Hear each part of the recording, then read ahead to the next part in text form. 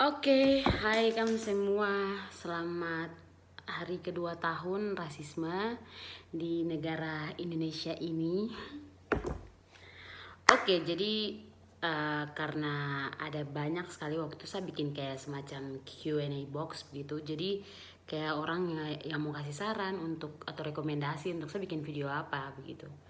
Dan waktu itu saya juga kayak pikiran kalau kenapa saya tidak bikin video yang untuk membagikan saya punya pengalaman waktu saya pertukaran pelajar kemarin waktu summer semester di West Willis and Hochschule. Jadi mungkin saya sekarang akan mulai, oke? Jadi mulai dengan Q&A yang pertama.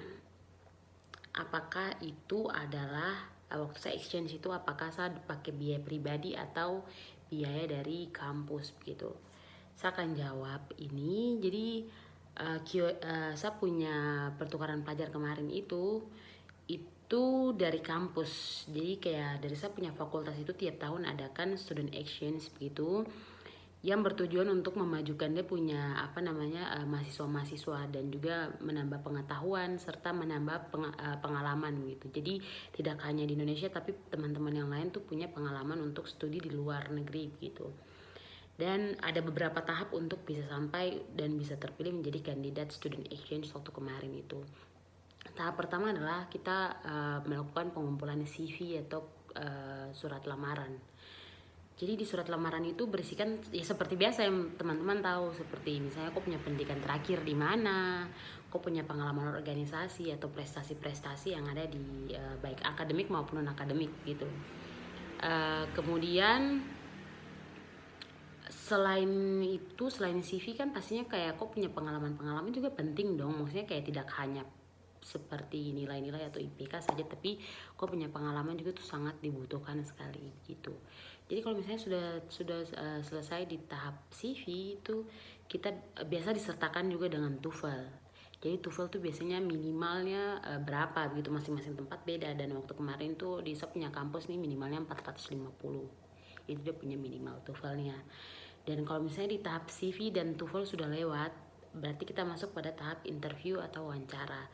Dan waktu itu kita diwawancarai oleh dekan fakultas, terus kemudian kaprodi atau kepala program studi. Kemudian ada beberapa dosen yang lain gitu, dan mereka juga rata-rata tuh kaprodi juga. Jadi mereka menanyakan pertanyaan yang kayak pertanyaan umum juga, sifatnya pertanyaan umum, dan itu juga menyangkut masalah-masalah yang terjadi saat ini gitu. Misalnya kayak pencemaran udara seperti polusi kan, atau tidak misalnya globalisasi itu seperti apa sih begitu. Dan waktu itu pertanyaan-pertanyaannya seputar itu gitu, dan itu sangat kita harus punya argumen yang cukup baik atau kalimat-kalimat yang baik dan bisa menjawab gitu. Dan kasih tahu kok punya alasan kenapa kok harus dipilih begitu. Dan ini merupakan tahap yang menurut saya agak sulit gitu, kenapa harus dipilih begitu. Ya aku cukup memberitahu aku punya alasan tuh yang kenapa kok harus dipilih, apa yang menjadiku punya kayak yang orang lain lihat tuh beda begitu dari kau, dan mereka tertarik untuk pilih kau tuh begitu. Kemudian kalau sudah tahap interview selesai, itu biasanya mereka akan masuk pada tahap kayak kita mulai sibuk-sibuk untuk kayak penyetaraan mata kuliah. Misalnya kayak kita samakan dengan mata kuliah di sana SKS-nya begitu. Jadi nilainya kita tuh tetap akan masuk begitu, kayak ditransfer dari sana begitu. Dan kendala-kendala yang saya hadapi itu pasti ada guys, itu dan saya cerita di pertanyaan kedua ini. Oke, jadi saya untuk dia punya tahap-tahapnya kan sudah kasih tahu tadi tuh, CV, TOEFL, habis itu wawancara, dan biasanya tuh setelah itu kayak mulai dengan penyetaraan nilai penyetaraan kayak mata kuliah begitu, biar nanti pas sampai di sana tuh kayak kok nilai itu tetap diakui begitu di kampus ini gitu. Oke, yang kedua adalah bahasa bagaimana kok kayak menyesuaikan dengan mereka gitu. Di sana budayanya mereka kan pasti beda gitu. Oke, saya akan jawab itu. budaya sudah pasti beda sekali karena kita tuh kita punya budaya tuh kayak lebih cair, kita tuh orangnya kayak tidak kaku, sama orang baru tuh kita bisa kayak mencairkan suasana langsung dan kayak tidak masalah jika kalau misalnya kita ketemu stranger atau orang asing ya, dan kayak kita senyum gitu dan kadang tuh kayak tanya halo kok nama siapa dengan sangat amat kayak friendly begitu, tapi mereka tuh yang lebih kayak dingin gitu, mereka agak kaku, mereka orangnya lebih kayak serius gitu karena mereka punya budaya sudah sangat beda dari situ. Kemudian saya punya bahasa, saya menyesuaikan dan mereka tuh pakai bahasa Inggris karena saya kan international students, jadi pas ke sana saya masuk di kelas yang full bahasa Inggris, tapi bahasa Jermannya juga saya dapat karena itu kayak seperti muatan lokal begitu. Jadi saya kalau misalnya kayak kesana saya harus tahu dong bahasa dan itu cukup penting sekali buat orang. Kalau kok kesana aku harus minimal tahu dong bahasa gitu. Dan waktu saya sebelum kesana juga memang saya sudah lihat-lihat di YouTube gitu. Lihat di YouTube misalnya kayak kalimat-kalimat yang basic saja kayak permisi itu pakai bahasanya mereka apa, terus kayak misalnya minta maaf itu pakai mereka punya bahasa tuh kayak bagaimana, terus kayak sapaan misalnya kayak selamat pagi, selamat siang, selamat malam, selamat tidur tuh kayak bagaimana gitu. Terima kasih terus sama-sama saya jawabnya kayak bagaimana gitu. Itu saya rasa hal penting yang saya harus tahu karena itu dasar sekali dan kayak itu menurut saya itu hal yang sangat sopan. Kalau misalnya orang kasih sesuatu terus kita bilang terima kasih dengan bilang Dankeschön tuh pakai dong punya bahasa. Terus kalau misalnya bilang sama-sama bitte schön gitu. Dan ya keren sih, sumpah keren sekali. Pengalaman kayak gini tuh tidak akan datang 2 kali dalam satu hidup dan itu sangat luar biasa sekali. Kemudian tadi saya sudah jelaskan tentang persyaratan untuk beasiswa, tahap-tahap untuk saya dapat student exchange-nya. Habis itu saya sudah jelaskan juga kalau bahasa yang saya pakai itu apa, bahasa Inggris of course karena di sana saya masuk di international students. Kemudian ada juga yang tanya kayak bagaimana kok sesuaikan dengan pelajaran yang ada di sana gitu. Untuk saya menyesuaikan dia punya pelajaran di sana itu memang agak sulit ya, maksudnya karena mereka tuh dari budayanya saya sudah beda gitu.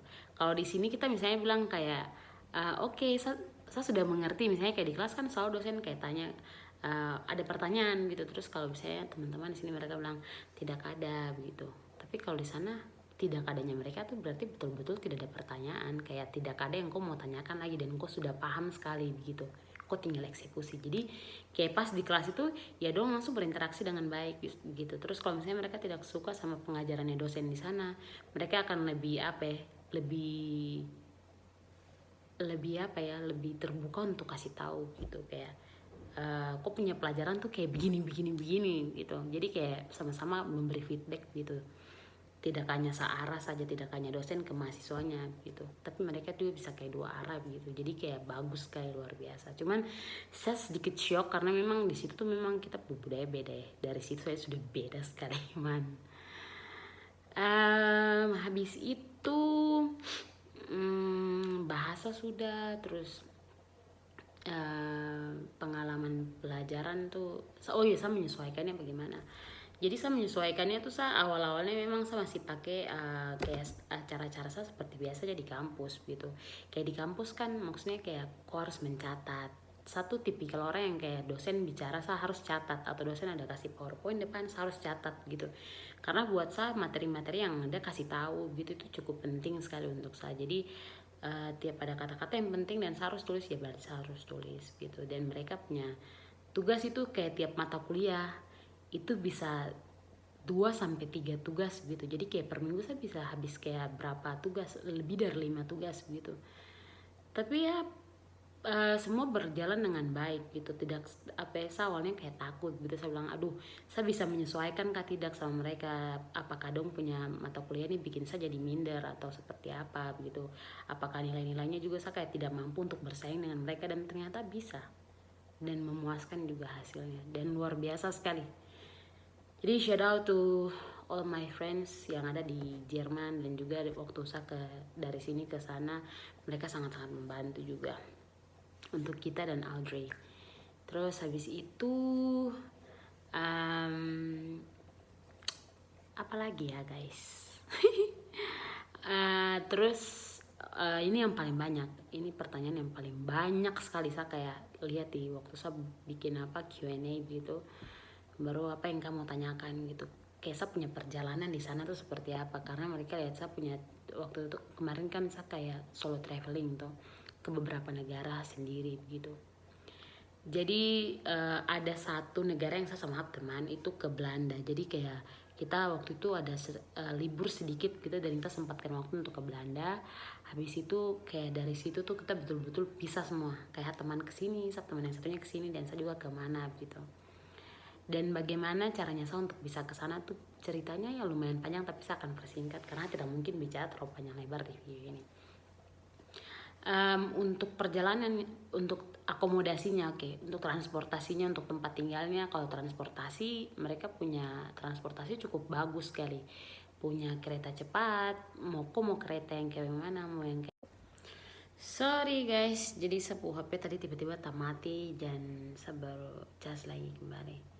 Kalau untuk akomodasi seperti kayak transportasi begitu, itu di sana sudah termasuk maju sekali. Kereta ya tergantung mau yang kereta eksklusif atau yang ekonomi, yang kayak biasa aja. Tapi biasanya mereka juga masih ketara bagus sih gitu. Jadi yang penting kita pintar-pintar untuk pilih saja, pintar-pintar untuk atur rute mau perjalanan kemana gitu. Kemarin saat solo traveling itu ada yang saya naik pesawat, ada yang saya naik kereta. Kalau untuk yang saya naik kereta itu ya saya pesannya pakai aplikasi yang ada di tiap kota begitu, atau tiap tempat kan pasti punya punya aplikasi yang beda-beda tuh. Cuman satu cari aplikasi yang kayak bisa dipakai dimanapun gitu. Jadi kayak misalnya ke Eropa bagian sini, kayak misalnya ke Swiss, saya usahakan juga untuk bisa lihat di satu app. Terus misalnya dari Swiss mau ke Jerman lagi balik ya saya lihat pakai aplikasi yang sama biar tidak ribet gitu. Kemudian untuk transportasi yang tadi saya bilang, kalau untuk pesawat waktu itu saya ambil yang paling murah dan saya pilih tanggal yang pasti betul-betul kayak saya usahakan kayak kosong dan tidak mau buang-buang waktu untuk kayak menghabiskan waktu untuk hal-hal yang tidak pasti gitu. Jadi betul-betul sama di sana saya berusaha untuk manfaatkan waktu dengan baik gitu. Selain itu untuk tempat tinggalnya juga tuh saya pakai aplikasinya ada macam-macam ini supaya kayak bisa lebih membandingkan gitu. Kita bisa kayak ini lebih murah, ini ada yang lebih bagus dan harganya lebih murah, atau tidak harganya terjangkau lah begitu. Dan ini tuh misalnya ada plus minusnya, kalau misalnya pesan di aplikasi satunya ya berarti saya bisa pesan pakai aplikasi satunya begitu. Terus untuk yang solo trip itu saya pergi ke kemana saja, itu ada pertanyaan kayak gitu, kemana saja. Oke. Jadi dari Belanda saya pergi waktu itu juga ke